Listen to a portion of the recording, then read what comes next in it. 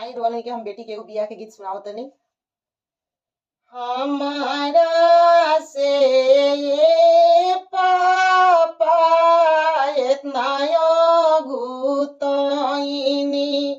संग ही ले आईनी दाम आद हमारा से ये चाचा इतना